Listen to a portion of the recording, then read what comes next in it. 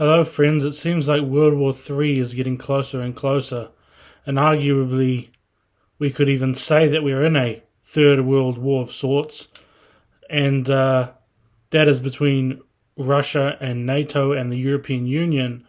And so there's been a lot of things happening, and I want to delve into a spiritual perspective on this, because every nation has a spiritual drive that enables it to do what it does. Aside from just the surface level stuff, as I've said, every nation has a drive. And so, for example, whilst one of the main impetuses for the United States to become a world power was this idea of manifest destiny, that America had a destiny or a divine mandate to be the shining city on a hill and to have control of the world.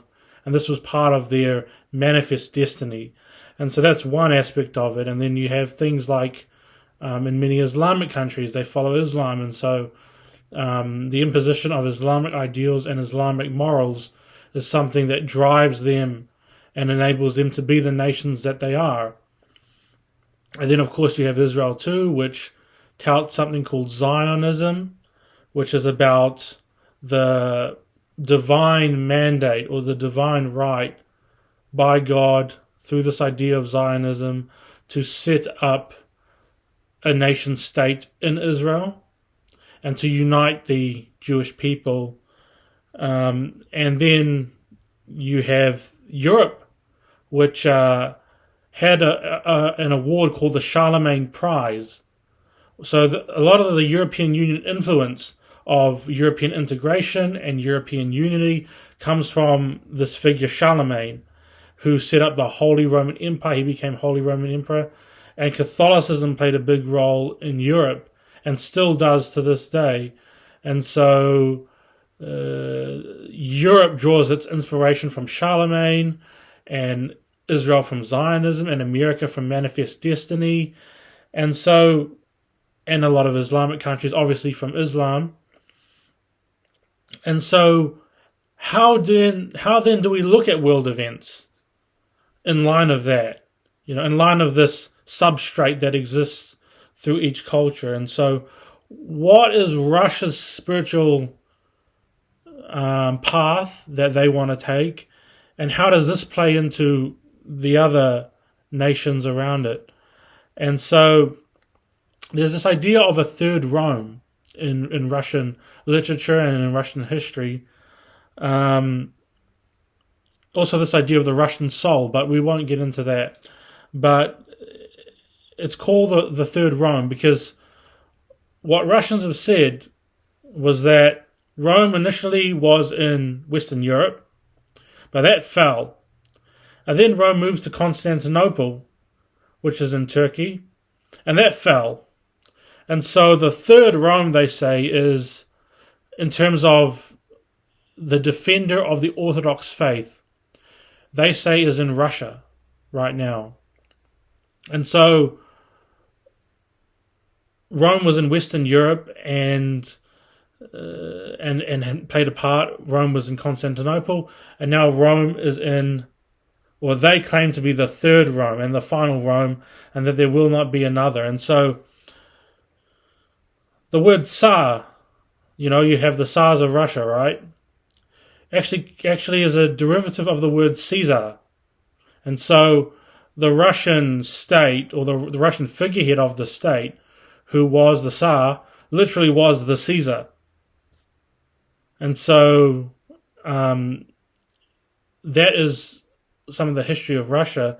And they had an idea of absolute rule. So it was called like Tsarist absolutism, where the Tsar got his right to rule from God, and he had absolute authority in all affairs, in all sectors of society.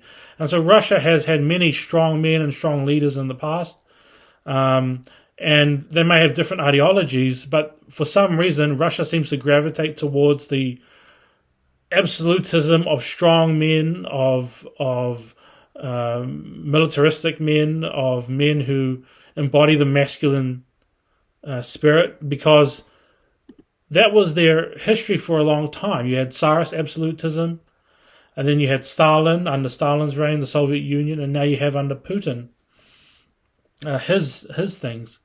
And so Russia is this third Rome that's there to defend orthodoxy, the Russian Orthodox Church, and orthodoxy in terms of the religion. And they've used their state to do that. And so you have this conglomeration in the east, in Russia, of this nation that's there to defend orthodoxy and the Third Rome. How does this lock heads with Western Europe? Because Western Europe is trying to develop something where they're all unified and they're part of the Charlemagnian idea of a unified Europe with some level of religion. And so they would view themselves as a sort of Rome as well, you know. So you have the two Romes actually wrestling with each other at the moment. You have the European Union, which is a derivative of the Holy Roman Empire, basically. And you have the Russian Orthodox Third Rome concept of absolutism and of defending the orthodoxy, clashing with each other right now. And who's involved in this? Well, you have the Manifest Destiny, the evangelical, if you want, camp in America that's really putting its support behind NATO and behind the EU at this point in time, and even behind Israel too. And so that's the layout of the world scene that we have. And the European Union is a power that claims to be the forming a new world order Europe, and they are gonna be the catalyst. They believe that they're destined to influence the world in some way. And you do have countries like France and Germany and Poland and Italy and Spain and other countries too. These are not, these nations are. This is a massive conglomeration, this European Union project that's occurring. And it was even said that the European Union is a non-imperial empire. And so, get your head around that, right? And so these two, the European side, the European Union side, and the Russian Third Rome side are at heads with each other. Both of them are claiming to have some sort of lineage or connection to Rome. Holy Roman Empire and Constantinople, right? And so the Bible talks about this time when spiritual and political forces will merge. So the European Union right now, historically, well, not right now, but historically, has always been, the European nations have always been dominated by Catholicism. Catholicism was the glue that bound Europe together. And so the Bible talks about a time when 10 kings or kingdoms, or the kingdoms that make up Europe, will give their power, their kingdom, and their authority to a religious power that will then be used to unite and galvanize the European nations and the world. And so historically, that power has always been the papacy or the Pope, especially for Europe.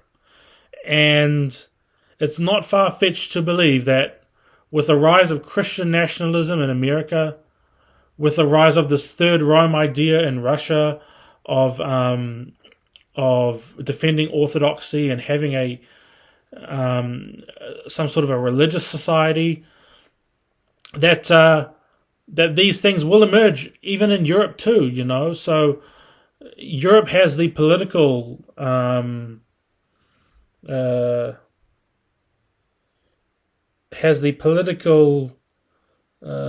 makeup already set in terms of unity, in terms of political institutions, but its religious component isn't quite there yet. In America, you have the religious component that's agitating at this point in time, because Christian nationalism is a thing, is a very real thing.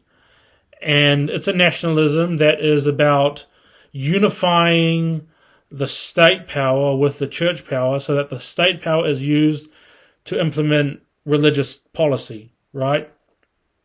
And so how this plays out in terms of foreign policy is that a lot of evangelicals have a idea that Israel is the chosen people of God, they have a divine right to the land, and that America must support them even biblically. And so the evangelicals of America make up a huge swath of the political base that of the current regime in the United States of America, and their ideas of the world do have an effect on foreign policy. The spiritual component does affect the political component, because Trump was hailed as a kind of Cyrus the Great for moving the embassy to Jerusalem, for declaring Jerusalem as the capital of the Jewish people. He was seen as a Cyrus the Great, you see. And he also had people surrounding him who were saying, like, God had saved you for this very moment to save and to further the aims of the Jewish people, you know. And so it's a combination of manifest destiny, which is American imperialism, with religious fundamentalism that enables America to do a lot of what it does, you know. If you boil it down to its core, if you get to the source of it, it's always spiritual.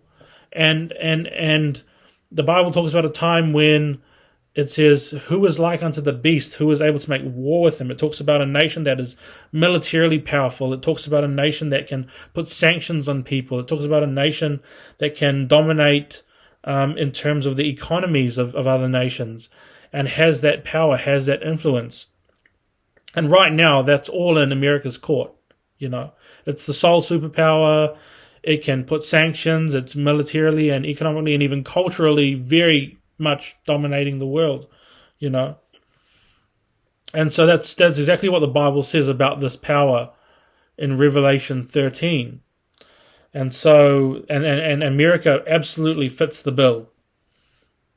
And so right now, the European project's underway. The Bible also talks about, in Revelation 17, European actors on the world scene who will give their power, authority, and kingdom to spiritual powers, which are the papal Roman powers, the papacy, in order to create a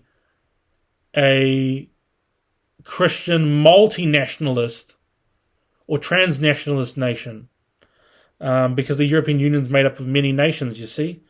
And so that will be the glue, that will be the cultural impetus that will emerge at some point, because we do see the shift, if you want to look at it as a pendulum, we do see this shift between liberal values and conservative values, you know.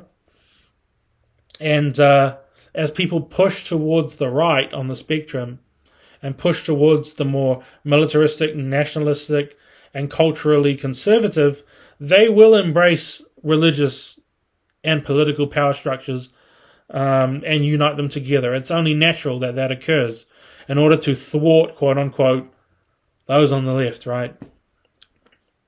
And so this phenomenon occurs, you know, is occurring throughout the world right now. And so the European project, really, there's nothing stopping it at this point in time.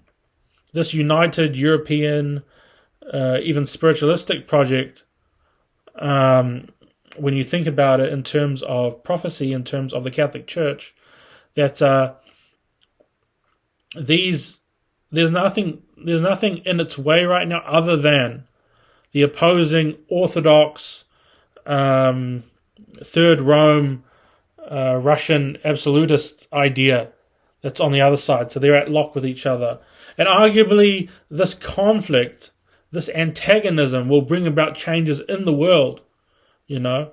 It will force Europe to integrate more. It will force Russia to become more either aggressive or to double down on its positions, you know. And this antagonism will lead somewhere, you know, and it's already pushing the European nations into a more closer union, closer cooperation, militaristically, And eventually this migrant crisis stuff will push them further down the road towards spiritual integration.